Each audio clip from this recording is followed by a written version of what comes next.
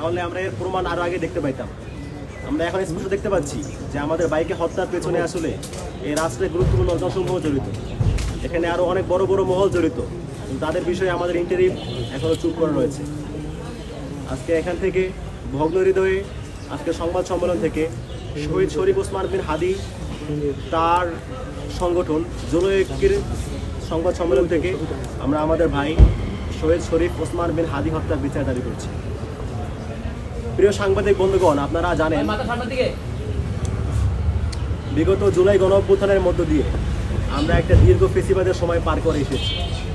সেই দীর্ঘ ফেসিস্ট আমলে আওয়ামী লীগ আমাদের সামনে অবতীর্ণ হয়েছিল এই দক্ষিণ এশিয়ার সবচাইতে বড় সশস্ত্র জঙ্গি সংগঠন হিসাবে। তারা একটি জঙ্গি সংগঠন হিসেবেই আমাদের রাষ্ট্রের প্রত্যেকটা নাগরিকের ভাতের অধিকার, ভোটের অধিকার কেড়ে নিয়েছিল। রাষ্ট্রের প্রত্যেকটা নাগরিক, বিরোধী মত পোষণকারী নাগরিক, বিরোধী মত পোষণকারী রাষ্ট্রের অর্গান সবগুলোকে তারা হিউমিলেট করে এসেছিল।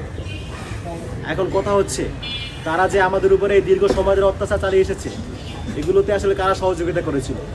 আপনারা জানেন এই জাতীয় পার্টি সহ 14 দল আওয়ামী লীগের সহযোগী। তারাই আওয়ামী লীগকে পুষ্টি জুগিয়েছে আওয়ামী লীগ হওয়ার জন্য।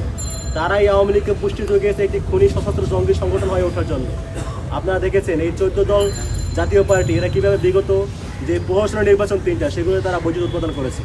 আপনারা দেখেছেন কীভাবে তারা আওয়ামী লীগকে সহযোগিতা করেছে, কীভাবে তারা আওয়ামী লীগকে আওয়ামী লীগ বানিয়ে তুলেছে।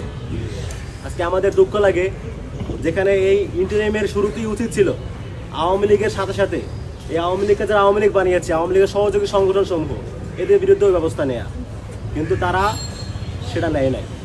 আপনারা জানেন আওয়ামী লীগের যে সমস্ত অপকর্ম, তাদের বিরুদ্ধে আমরা জুলাইয়ের শুরু থেকেই সোচ্চার ছিলাম।